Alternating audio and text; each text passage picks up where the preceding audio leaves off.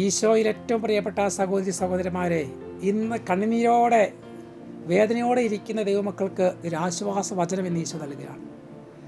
കാരണം ചിലപ്പോൾ എന്തുകൊണ്ടാണ് എനിക്കിങ്ങനെ സംഭവിച്ചത്, എന്തുകൊണ്ട് ജീവിതത്തിലെ അനർത്ഥങ്ങൾ, തടസ്സങ്ങൾ, പീഡകൾ എന്ന് വിചാരിച്ച് പഴി പറയുന്ന ദൈവജനത്തോട് ഇന്ന് കർത്താവ് പറയുകയാണ്. യേശയ്യാ പ്രവചനം 25:8 വചനത്തിലൂടെ അവിടുന്ന് മരണത്തെ എന്നേക്കുമായി ഗ്രസിക്കും, സകലരുടെയും കണ്ണീർ അവിടെ തുടച്ചു മാറ്റും, തൻ്റെ ജനത്തിൻ്റെ അവമാനം ഭൂമിയിൽ എല്ലായിടത്തു നിന്ന് അവിടെ നീക്കിക്കളയും. കർത്താവാണ് ഇത് അരുൾ ചെയ്യുന്നത്. അപ്പോൾ നിങ്ങൾക്കുണ്ടാകുന്ന അപമാനം, വേദനകൾ, സങ്കടങ്ങൾ, കണ്ണുനീര്, ദുഃഖങ്ങളെല്ലാം കർത്താവ് നീക്കിക്കളയുമെന്ന് കർത്താവ് വാഗ്ദാനം ചെയ്യുകയാണ്, ഉറപ്പ് നൽകുകയാണ് ഈ വചനത്തിലൂടെ. അപ്പോൾ നമുക്ക് ആശ്വസിപ്പിക്കാം. ദൈവത്തിൻ്റെ ഒരു ഉറപ്പുണ്ടല്ലോ നമുക്ക്. വചനം ദൈവമാണല്ലോ. ആ ഉറപ്പിൽ നമുക്ക് ഇന്ന് നമ്മുടെ സങ്കടങ്ങളെല്ലാം ഈശോയ്ക്ക് കൊടുക്കാം. ഈശോ ഞങ്ങൾ അനുഗ്രഹിക്കട്ടെ.